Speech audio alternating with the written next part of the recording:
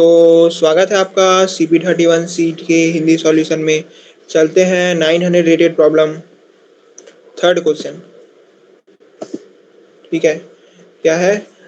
Aka and Milovan, two fellow competitive programmers, decided to give Vasilije a problem to test his skills. Vasilije is given three positive integers n, k and x, and he has to determine if he can choose k distinct integers between 1 and n such that their sum is equal to x. Since Vasilije is now in the weirdest city in Serbia where Aka and Milovan live, Kakak, the problem seems weird to him. So he needs your help with this problem. तो इसमें क्या है कि जो इसका question का जो main मतलब है वो यह है कि आपको तीन पॉजिटिव इंटीजर्स दिए होंगे इनपुट में, ठीक है, एन, के और एक्स, और आपको बताना है कि क्या आप के इंटीजर्स का सम करके उसको एक्स के इक्वल कर सकते हैं। ठीक है, तो मैं क्या बोल रहा हूँ,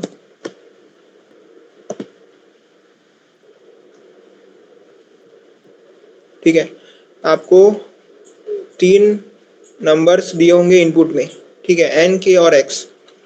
आपको बताना है कि आप 1 से लेकर n तक, ठीक है, 1 से लेकर n तक, क्या 1 से लेकर n तक के ऐसे नंबर सिलेक्ट कर सकते हैं जिनका सम x के इक्वल हो। ठीक है, मान लो n का वैल्यू 10 है, ठीक है, तो 1 से लेकर 10 तक,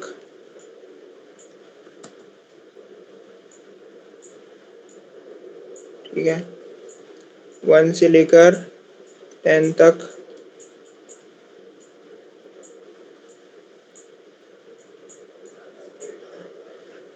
वन से लेकर 10 तक है अपने पास नंबर, और आप इसमें से के नंबर्स को सिलेक्ट कर सकते हैं। ठीक है, और आपको बताना है कि आप जो के नंबर सिलेक्ट किए उनका सम एक्स के बराबर है या नहीं है। जैसे अगर यहाँ पर के का वैल्यू 3 होता, ठीक है, और एक्स का वैल्यू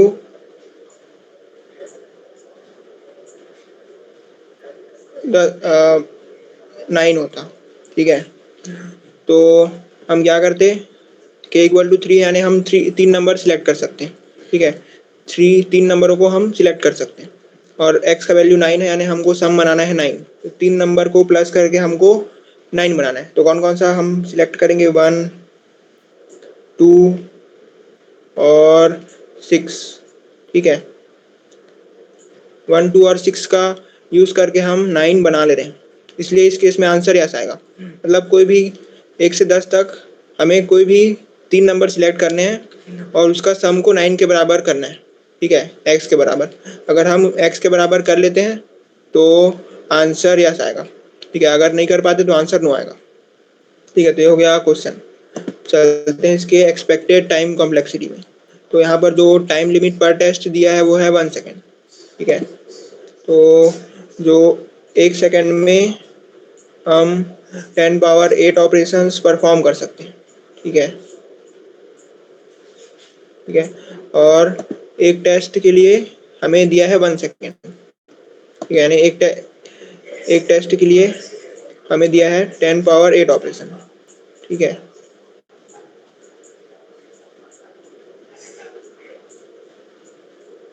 ठीक है, और एक टेस्ट के अंदर है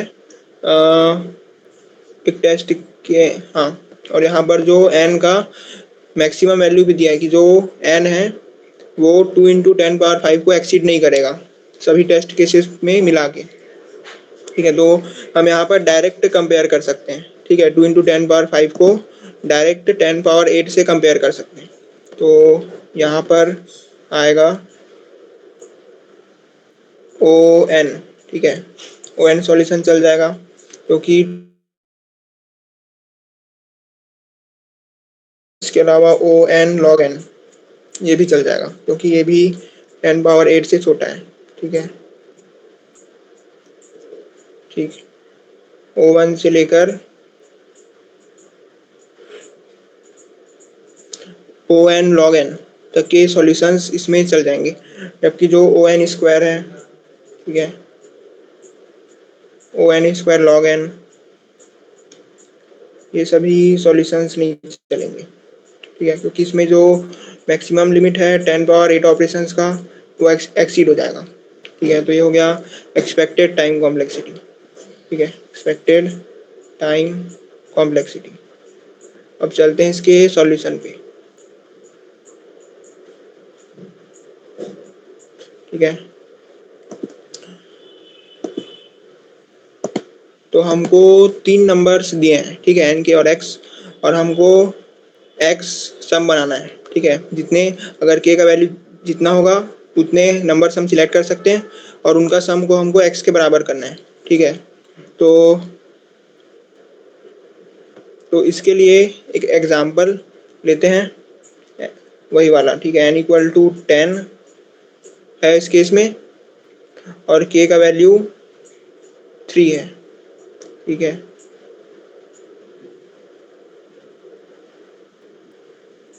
तो 1 2 3 4 5 6 7 8 9 10, ठीक है।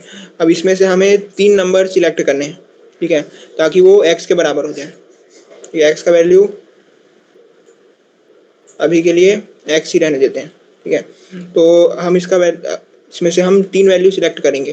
तो मान लेते हैं कि जो जो वैल्यू को हम सिलेक्ट कर रहे हैं उसके ऊपर एक पॉइंटर पॉइंट कर रहे हैं, ठीक है। अगर हम 3 वैल्यू सिलेक्ट कर रहे हैं मतलब 3 पॉइंटर, 4 वैल्यू सिलेक्ट कर रहे हैं मतलब 4 पॉइंटर, यानी हम के वैल्यू सिलेक्ट करेंगे तो के पॉइंटर्स होंगे, ठीक है। जैसे मैं 1 को सिलेक्ट करता हूँ, ठीक है, और 2 को सिलेक्ट करता हूँ और 4 को सिलेक्ट करता हूँ, ठीक है, यानी 1 पॉइंटर, 2 पॉइंटर, 3 पॉइंटर, ठीक है। जिन जिन एलिमेंट्स को सिलेक्ट करेंगे उसके ऊपर पॉइंटर डाल देंगे,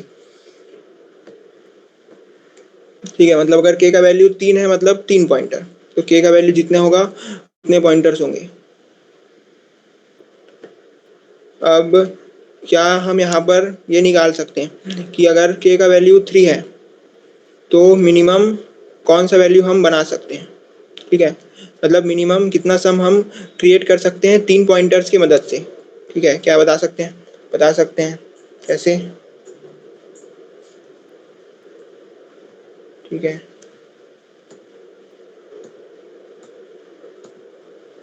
ठीक है। कैसे बता सकते हैं? जो अपने पास 3 पॉइंटर्स हैं, ठीक है, वो तीनों पॉइंटर जब अपने सबसे मिनिमम वैल्यू पर होंगे, ठीक है, तो जो सम आएगा वो मिनिमम होगा, ठीक है। मतलब तीनों पॉइंटर्स का, अगर तीनों पॉइंटर्स का वैल्यू अगर मिनिमम है तो उनका सम भी मिनिमम होगा।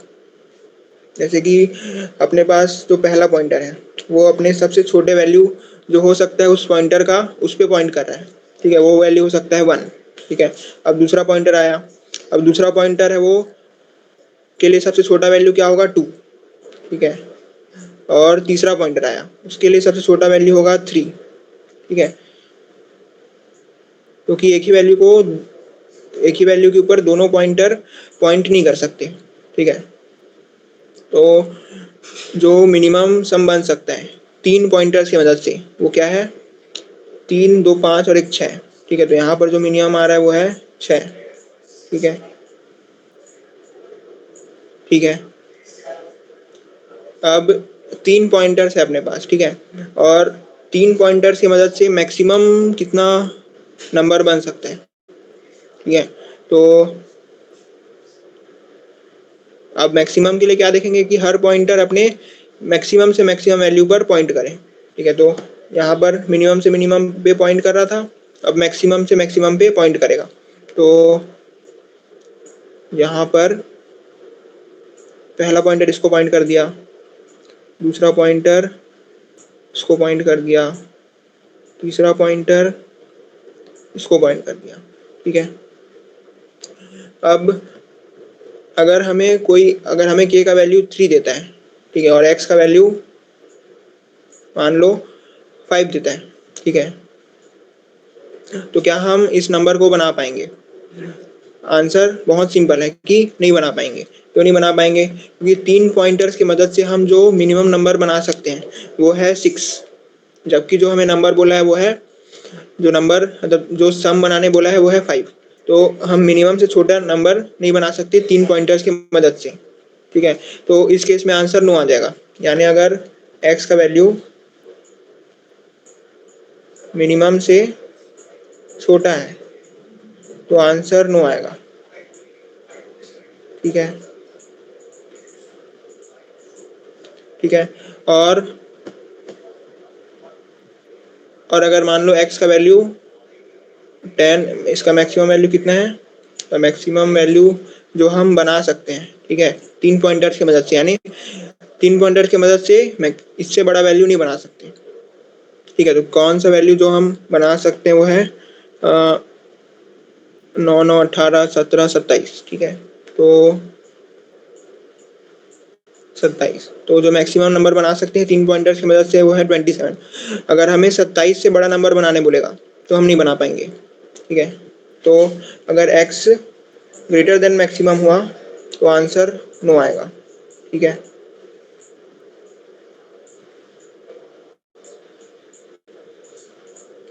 ठीक है।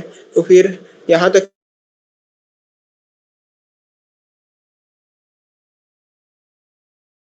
है, तो आंसर क्या हमेशा यस आएगा।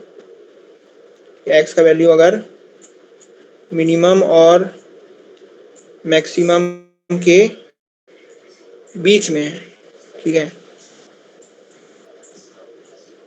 तो क्या आंसर हमेशा यस आएगा। फ्लो फ्लो में अगर चलें तो कोई भी बोल देता कि आंसर यस आएगा, लेकिन यस आने के पीछे लॉजिक क्या है? मतलब आप कैसे बोल सकते हैं कि आंसर हमेशा यस आएगा अगर वैल्यू मिनिमम और मैक्सिमम के बीच में है? ठीक है, मिनिमम क्यों नहीं आएगा और मैक्सिमम क्यों नहीं आएगा ये तो क्लियर है, लेकिन अगर x का वैल्यू मिनिमम मैक्सिमम के बीच में है तो हमेशा इन 3 पॉइंटर्स की मदद से हम उस सम को बना पाएंगे। इसकी क्या गारंटी है? ठीक है, तो इसका लॉजिक भी बहुत सिंपल है। ठीक है, क्यों आएगा? क्योंकि ठीक है, स्टार्टिंग से देखते हैं कि हम मिनिमम से मैक्सिमम तक पहुंच पाते हैं या नहीं पहुंच पाते। ठीक है,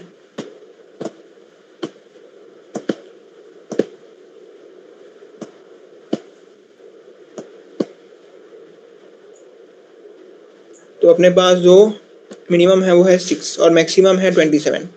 क्या हम 6 से लेकर 27 तक सभी नंबर्स को क्रिएट कर पाएंगे?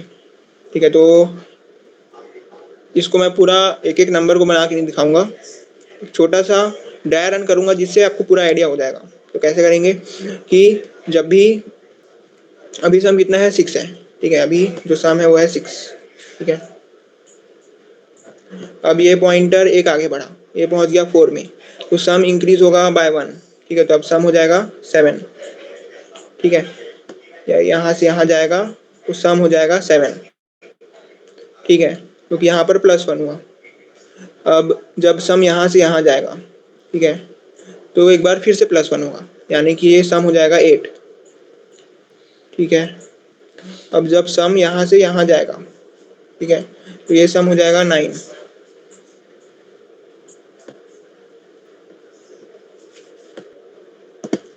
तो यहाँ पर आप ऑब्जर्व कर सकते हैं कि जब भी पॉइंटर एक आगे जाता है तो सम इंक्रीज होता है +1। ठीक है, सम इंक्रीज होता है +1। अब ये जो ये वाला पॉइंटर है ये मैक्सिमम कहाँ तक जा सकता है? 10 तक। ठीक है, और कैसे जाएगा? +1 +1 +1 कर करके।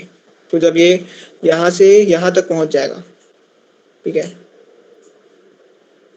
तो कितना इंक्रीज होगा? +6। ठीक है, क्योंकि 1 2 3 4 5 6 7। ठीक है, तो +7 होगा।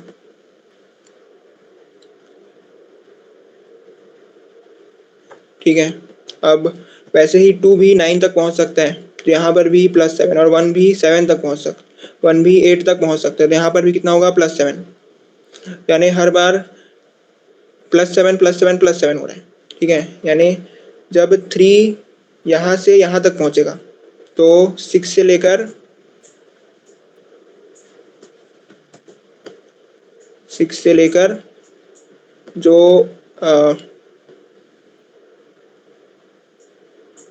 13 तक, ठीक है, क्योंकि 6 + 7 कितना होता है 13।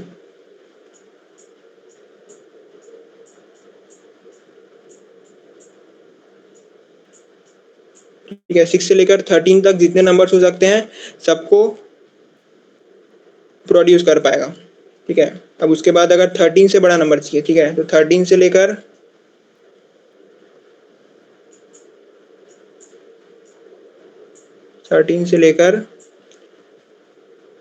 13 और 7 20, ठीक है, तो 13 से लेकर 20 तक के नंबर्स को जब सेकंड वाला यहाँ तक पहुंचेगा तो हो जाएगा, यानी ठीक है, यानी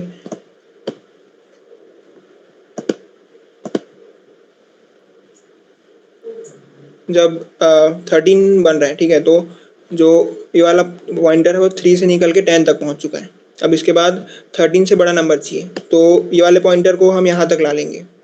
ठीक है, यानी 13 से लेकर 20 तक हम हर नंबर क्रिएट कर सकते हैं। वैसे ही 1, ठीक है, अब ये यहाँ पर पहुँच, ठीक है, अब 20 से बड़ा नंबर चाहिए, ठीक है, ये वाला अब यहाँ पहुँच गया। तो अब 1 से 20 से बड़ा नंबर चाहिए, तो इसको यहाँ से यहाँ तक पहुँचा सकते हैं, यानी ये 20 से लेकर 27 तक सभी नंबर्स को जनरेट कर लेगा। ठीक है, तो यानी जितने भी नंबर है सभी सभी नंबर जनरेट हो रहे हैं, तो इस केस में आंसर यस आएगा।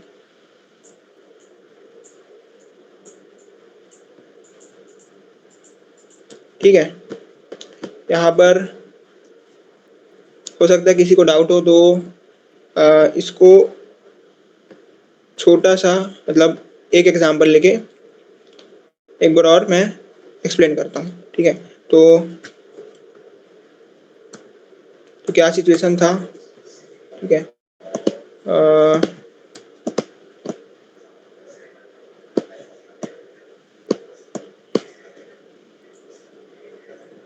ठीक है,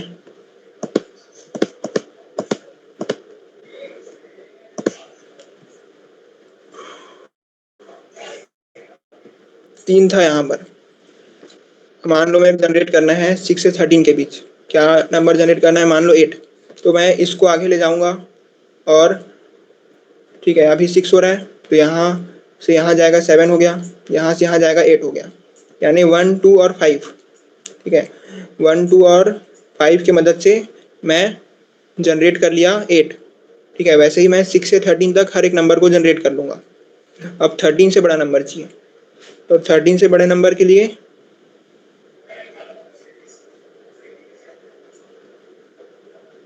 जब 13 से बड़ा नंबर चाहिए तो ये जो थर्ड पॉइंटर है, ठीक है, वो यहाँ तक पहुँच चुका है। ठीक है, यहाँ 3 से 10 तक पहुँच गया। अब जो ये वाला पॉइंटर है, ठीक है, इसके मदद से मैं 13 से 20 के बीच का नंबर जनरेट कर लूँगा। ऐसे 1, 2 और 10 है। ठीक है, कितना हो गया 13।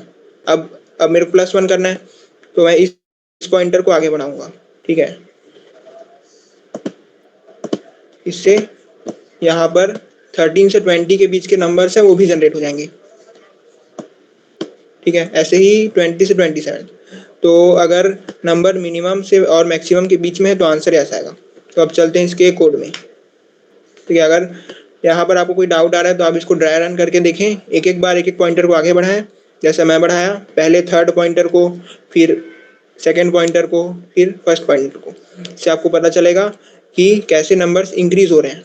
ठीक है, और जब भी आगे बढ़ाएंगे तो जैसे कि ये थर्ड पॉइंटर आगे बढ़ गया तो यहाँ 10 में पहुँच गया। ठीक है, अब इसके बाद इसको आगे बढ़ाएंगे, फिर 9 में पहुँच जाएगा, फिर इसको आगे बढ़ाएंगे तो 8 में पहुँच जाएगा।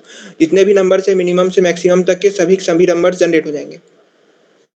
ठीक है, तो अब चलते हैं इसके कोड में।